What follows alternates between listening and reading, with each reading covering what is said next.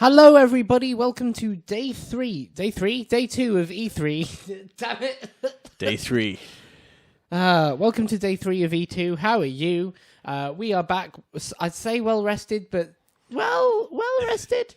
And we have just watched the PC Gaming Show. Now, we've never reacted to the PC Gaming Show before. We've always done the big conferences, but this year obviously is a bit different. So, for this one, Lewis, who is our big sort of big PC component of Games Up, is going to be taking the front, and you're going to run us through a lot of the announcements, and we'll chat more generally about the show. So, ladies and gentlemen, Monzi. Also Nathan isn't here because he went home for something, and he should be here for the other ones. Cool, Lewis. Oh, what an intro! So much hype. I know. So quickly, like a overview of it. I actually quite like the conference in general. It's not quite a kind of big bang conference. It never is. But it's very much kind of themed around showing off some of the indie games, giving them a little bit more time that they might get on other stages. Because, Microsoft and Ubisoft always have some indie games there, but it's always like maybe one or two that get shown. And then everything else is kind of like 2 or 3 seconds in the sizzle reel of like a minute, so that Microsoft can claim 60 games. Added that in there. But first off, we saw something that I'm quite excited for is Evil Genius 2. Kind of a classic game, the classic PC game that I played many, many years ago. But they're making a new one, and they didn't really show anything, but they showed kind of conceptual stuff. The conceptual stuff looked kind of the same as it did in Evil Genius 1, so I'm not quite sure what's new to it. Mm-hmm. But still, I'm very kind of hyped for just seeing more of that. Yeah, I will say I hadn't come across anything the franchise before in any way, and it looked really good. Looked really cool. All fun. It's really cool. What did you say about it? You said something. I got a kind of prison architect cross Despicable Me vibe. Yeah. I think that's fair for how the game pitches itself. And, okay. I think it's really. I kind of described it to you as the original one. You could. You would go around the world and kind of steal things and capture people, and there's points in it where you'd like kidnap the queen and things like that. You mentioned the one you mentioned during the show was that you can take the Mona Lisa and then put it up in your base as like a talking point, and I like that idea quite a lot. And the concept would be like kind of agents from these different world organizations would try and come and either kill you or steal these things back, and you'd have to kind of set like traps to stop them from coming to you. Right. Okay. Really fun, and I'm quite hyped for that one, actually. Cool. I'm still slightly worried that it's going to end up somehow being a mobile game. They didn't show anything that told you it wasn't, but I guess it's the PC gaming show. They said next year Steam. Oh, okay. Yeah. Totally unprofessional podcasting moment. Can you pass me my phone, please? Great radio. Sure. Thanks. So then we got a little bit more of Vampire the Masquerade Bloodlines 2, which we've seen quite a lot of. I don't think they showed anything different from what's already been shown, so... Yeah, it's happening. It's kind of cool. I'm quite excited for that. I played the first one, even though the first one's, to be honest, a janky mess. That's fair enough to say. It's one of those cult classics that when you go back to, you're like, how did this become a cult classic? But it is. It's kind of very good for its world building, and I'm really excited to see if they kind of manage to bring that up again to that standard. Then there was one that I think you like the look of called Starmancer, made by Chucklefish. It was the what's it like a kind of space? What was the? I mean, like it's roguelike space kind of thing? Stardew, right? It's like it's farming, it's manufacturing, it's resource management, but it's done in space. They really like those stars, Starbound, Stardew, now Starmancer. I like the look of it. It kind of reminded me of like a very, very. It reminded me of like if FTL went right back to basics and didn't do any of the stuff that FTL did, like if you get what I mean. Okay. But I'm kind of in for that. I've been told by so many people to pick up Stardew, and I just never got around to doing it, so this might be a really good thing. You need to play Stardew. And I think they said it was coming to a few platforms. I might be wrong on that one, but I feel like they said more than Steam. Yeah, no, I think they did. After that, we got a sequel to one of the original kind of medieval combat games, Chivalry. It looked really cool. I'm actually, I never picked up Chivalry, but I played the original, like Gary's. Is it Gary's mod? It was either a Gary's mod, or something like that. But I can't quite remember. Well, they made a big thing in the show of it being born of a mod and two mod studios working together. So yeah, that would make sense. Originally, it was a very good mod, and I played a lot of that. And I guess Chivalry 2 will be a good time for me to jump into it. All right. Right now, we're watching some Dying Light footage as well at the end of the PC gaming show on the Twitch stream, and goddamn, does this look good! Really good. It's way too scary. Real cool though. Yeah, I love that game. The first game for this, and I'm super hyped for that game actually. And they're definitely showing stuff to make me more hyped. Yeah. So then we got Mosaic, which was like they showed off kind of a character playing one of those. Well, Cameron's kind of addicted to it with cookie clicker, but it's like press a button and you get rewards kind of thing. I really wasn't impressed with this, but I'm getting a little bit tired of the kind of indie game doing the inside thing, but just with phones. Like, yeah, we get it. Everyone's on their phones. Find the next thing, you know. Like, I think what made Inside and Limbo quite special as stories is that they didn't try and do something like that. Is they did have a wider, more ethereal story to take on. And I think I particularly have a gripe with these kind of stories, but I think like using that to go to lowest common denominator stories, like everyone's on their phone these days and shit, kind of cheapens that impact a little bit. So this didn't do much for me. But again, I have a particular gripe with that specific kind of story. So yeah, okay. Maybe my hold up. You're offended. That's what it is. Then Then we got Midnight Ghost Hunt, which was yes, this looks awesome. Yeah, like kind of like Prop Hunt on Gmod, except your characters are ghosts that can possess different items in the world. Yes, as well as being able to kind of attack the hunters, the ghost hunters. This is a little bit more aggressive. It's not quite kind of relaxing Prop Hunt. It's kind of it's going to be a fight as opposed to just kind of find the object or kind of do your best to hide. It's going to be try and kill the other team. Yeah, and I got the feeling they didn't really go into much of it on the stage, but I get the feeling that they that there's going to be a bit more of a kind of clear team angle with all of this. Like they were saying if people get split up, or if there's just one hunter or something like that, that it's going to be easier for the ghosts to cut them off, single them out, take them out, then move on to the next one. And I kind of like that idea that this is a game of two halves. The first half is, going in, stealthing, finding your way around, cutting people off creatively and taking them out.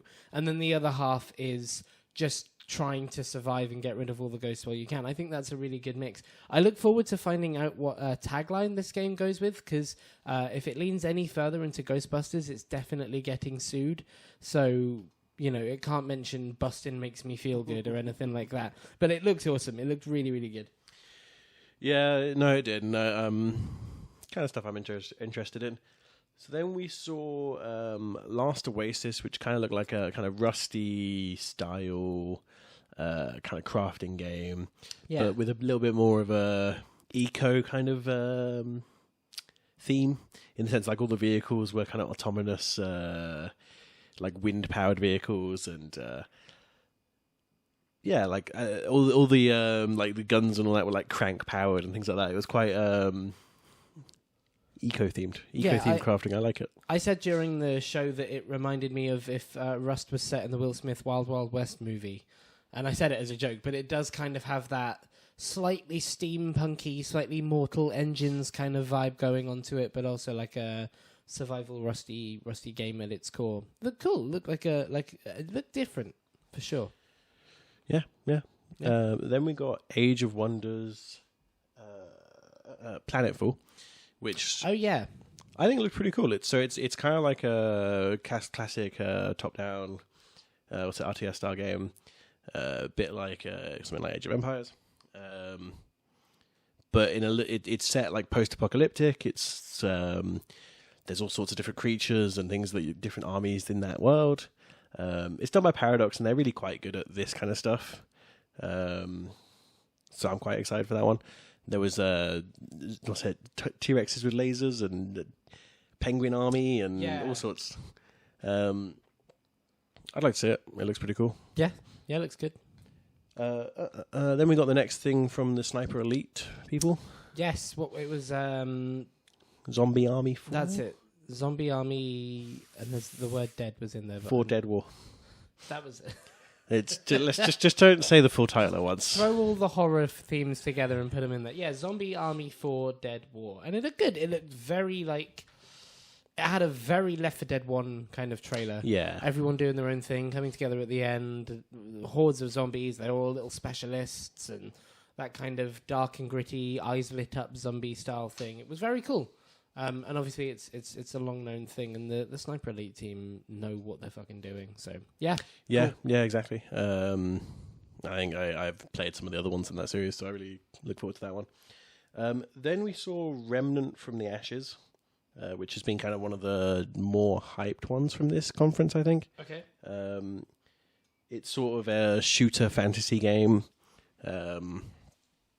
A little bit in the vein of something like... Well, it's hard to say, actually, but it kind of feels to me a bit more like Destiny, but it's not going to be, say, as big a world. It's going to kind of be focused on individual battles and fights with monsters. And in that way, it looked really cool, actually. They showed off a lot of the different kind of functions and how you can fight people, and the world is kind of very unique and special. Mm-hmm. Okay. So then we got Planet Zoo. Yes. Which is a game I'm very excited for. Yeah, there was a lot of buzz around this one. It was we'll get onto the conference as a whole towards the end, but the conference as a whole was a lot smaller, a lot more quiet. There wasn't, there weren't people going woo and hollering the whole way throughout. It had that more intimate vibe. But this one was the one where the room really kind of started clapping and picking up, and you could tell that there was a lot of hype for this. In as much as there could be hype within that room. So, yeah. Yeah. I'm quite hyped for another... Well, kind of a Zoo Tycoon game, to be honest. Like, There's been, I think, a few of them since the original good ones.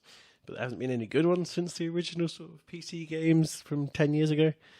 So it'd be quite nice to see kind of another Zoo Tycoon. And if anyone's going to do it well at the moment, it would probably be from that studio. Yeah, for sure. So yeah, definitely behind that. Then we saw Shenmue 3 again. I don't know, it kind of looks the same as it did. It is, yeah. It's good to see trailers of it. It's good to see it in its full form. We actually went back and looked at the original PlayStation conference where it was announced. During all of this, it was. We went back and had a little bit of nostalgia goggles on. And what was nice was I looked at the kind of preview shots that they did for that Kickstarter trailer and what they said it would look like, and it does actually look pretty close to that, and they've done a good job of it. So yeah, still I don't think they put a release date on it. Did they? Has it got a release date? I don't believe so, no. Okay, we might be wrong on that if we ignore all the next few seconds, but it was one of those things they spoke around it in the conference and said stuff like, it's not far away, it'll be in your hands soon. It's like, okay, that's cool. I'm glad it's on the right way, and take your time with it, obviously. But it's been a while. yeah, for sure. Then we got Vermintide 2 versus... so Vermintide obviously is quite a successful PC series where it's kind of you versus the rats and the kind of monsters in the You could wild. almost say it's you versus a tide of vermin. Oh, yeah, Vermintide. Thanks, everyone. It's been a good week. I'll see you next year. I actually didn't realise that's why it was called that. So Really? Of course I fucking did. Oh, you got me. But no, so this one's going to be like, I guess the other team are going to be able to be the rats, be the kind of heroes from that side, a little bit more like Left 4 Dead. Because the game's kind of already pitched a bit like Left 4 Dead. It's already kind of you are the kind of 4 survivors going through the world. So it'd be very cool to also be on the attacking side. Yeah. Then we got a cool looking game about kind of colonizing Mars called... yes, this did look really awesome. Yeah, called Per Aspera. Yeah. And it was kind of like you got like a little shuttle, you landed it, and it was kind of as opposed to say building buildings, it's more focused on connections by the looks of it. Yeah, it reminded me of the stage in a Civilization game where you're sort of establishing trade routes more so than just setting up an area. They put quite an emphasis on resources going from location to location and the connections that and also how you build those connections between the different areas on Mars. What I really liked about it was just how kind of nicely minimalist it was. It had this really nice looking UI. It was simplistic is a kind of horrible word, but it wasn't cluttered. It felt like it would be fairly easy to pick up, and I really like the idea of a slightly stripped back Civ game, but set in a sci-fi world, or Mars, as sci-fi as that can be. I loved it. I thought it looked really cool.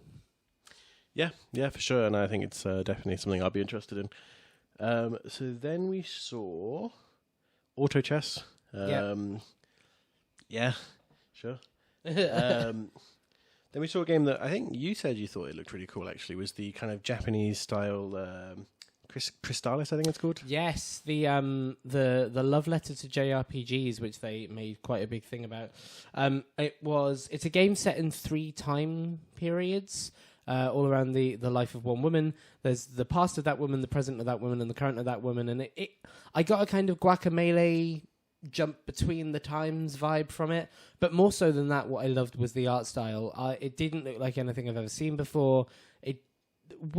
The problem I have with a lot of JRPGs is if you're not an anime fan, they can be quite off-putting in that sense. If you don't buy into that art style, or at least if you don't buy into it in any kind of major way, it can be quite difficult to get your hook into one of those games.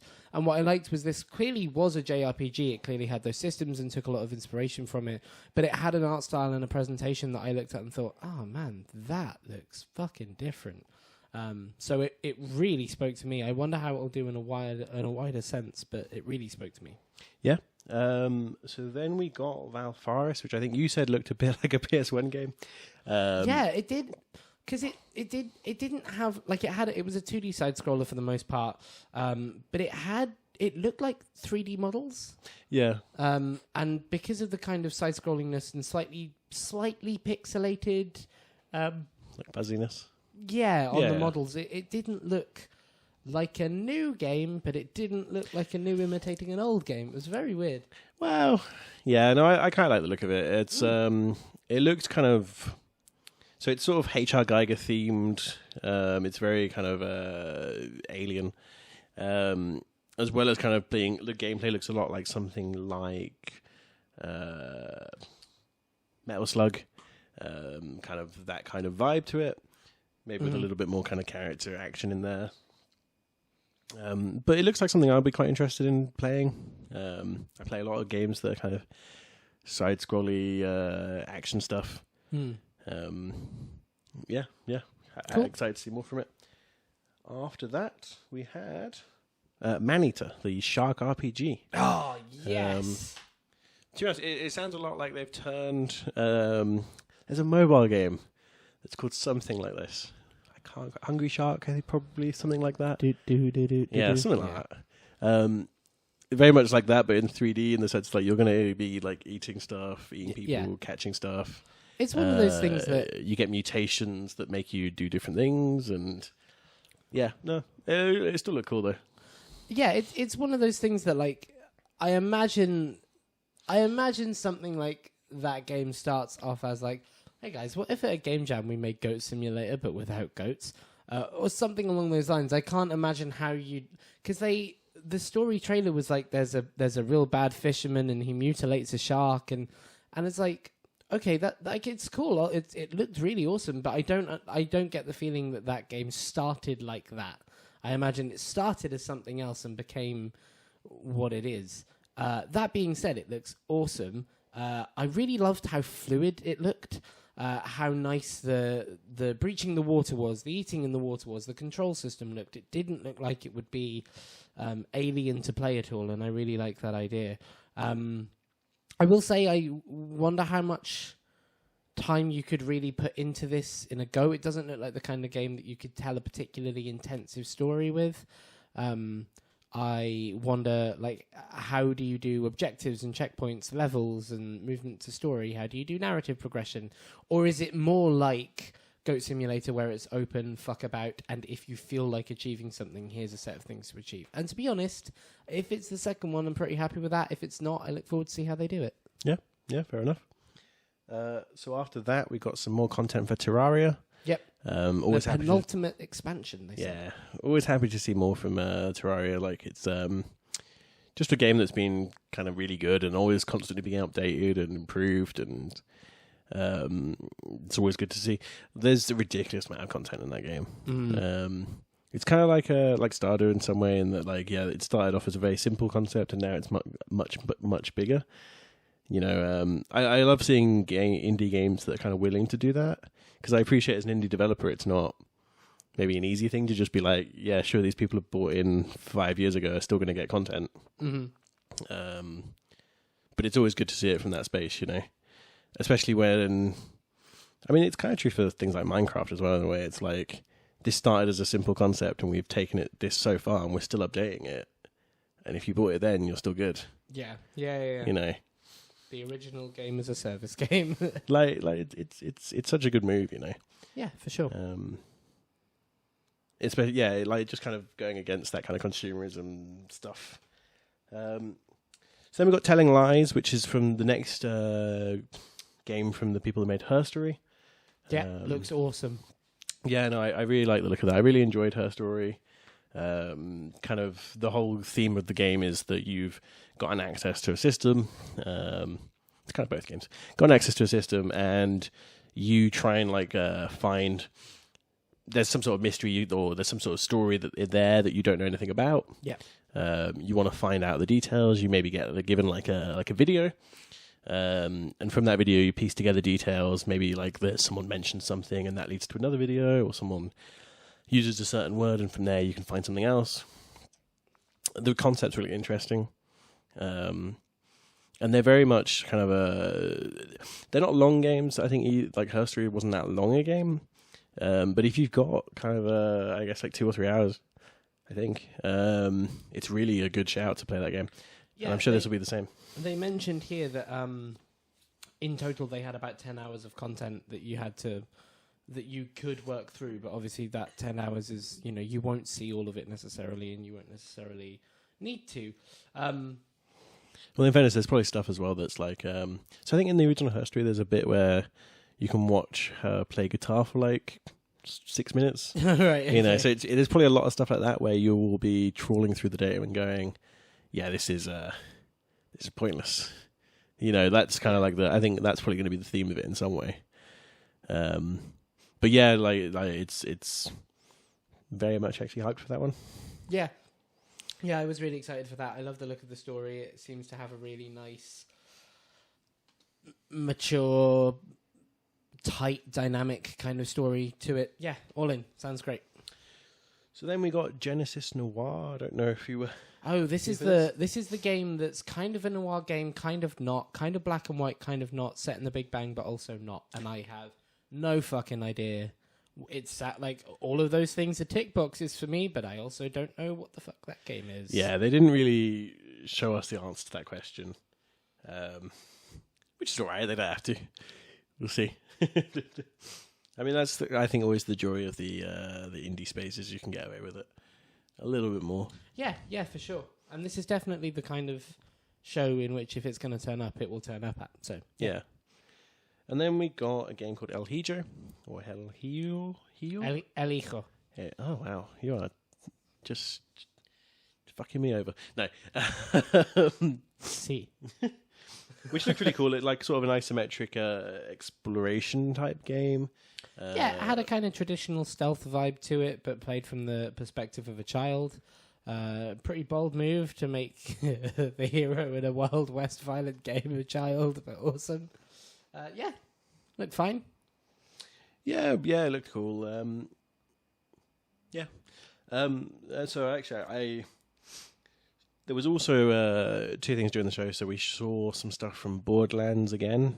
Yep, we had a kind of question-answer session with the game director.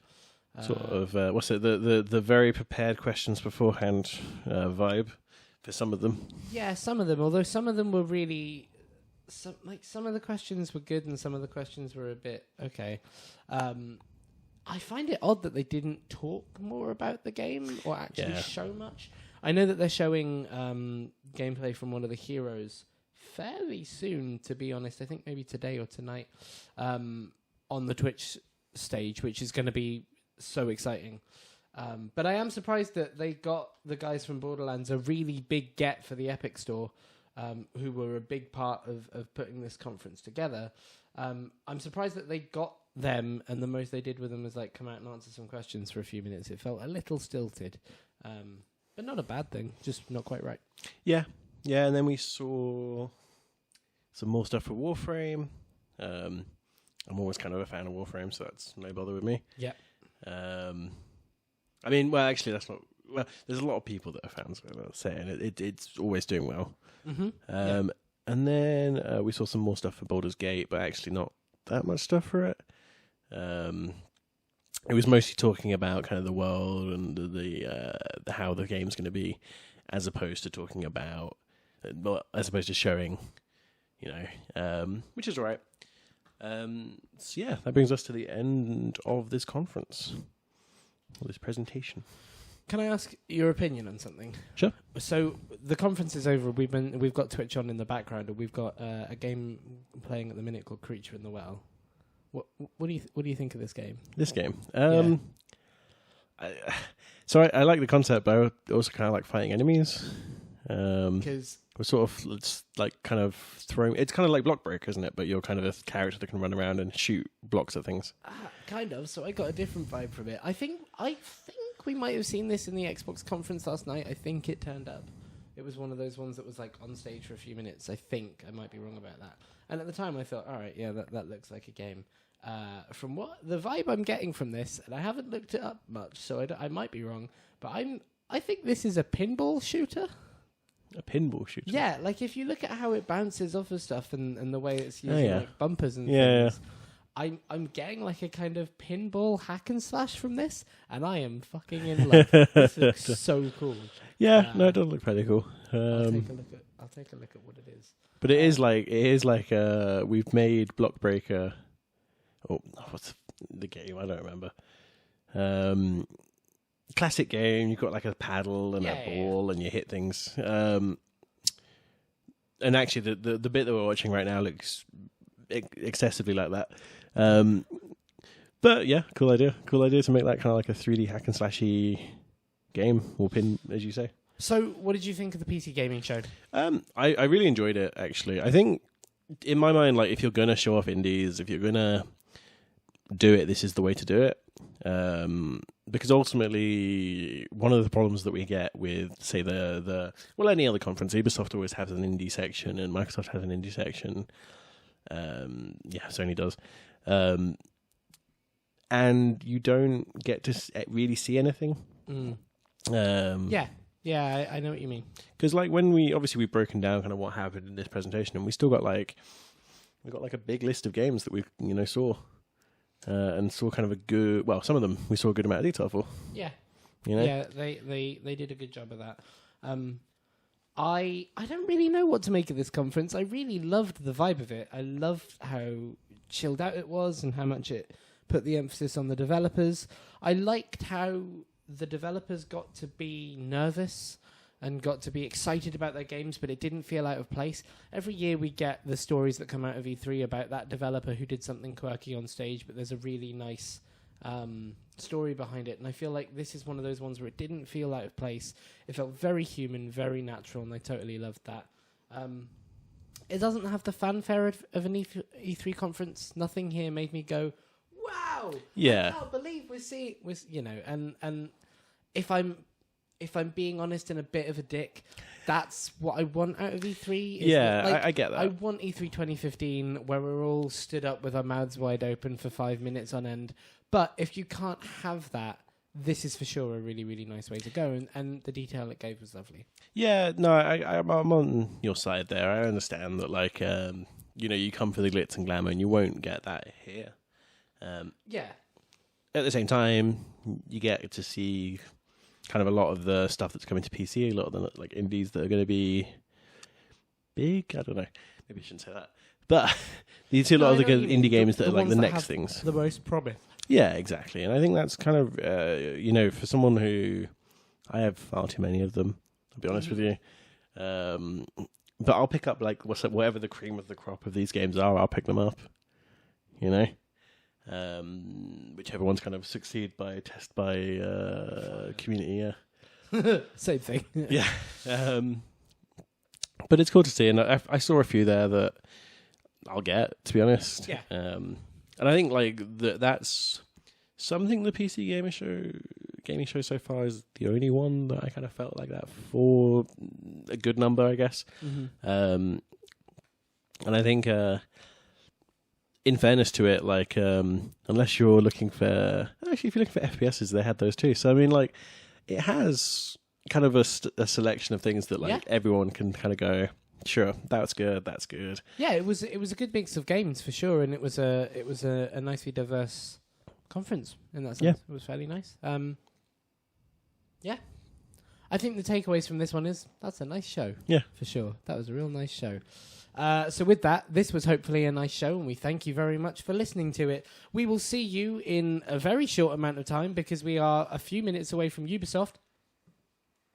So we're going to edit this, export it, put it up, let you listen to it, and we will have some reactions for you when Ubisoft blow our mind, I guess, with Beyond Good and Evil 3 and Rainbow Six Vegas 3 and Watch Dogs 3. Patriots is brought back and Splinter Cell Conviction 2. And that's probably going to be none of those things, but hopefully there'll be some cool stuff to react to. We'll see in a little bit. Until then, the game on the PC is up.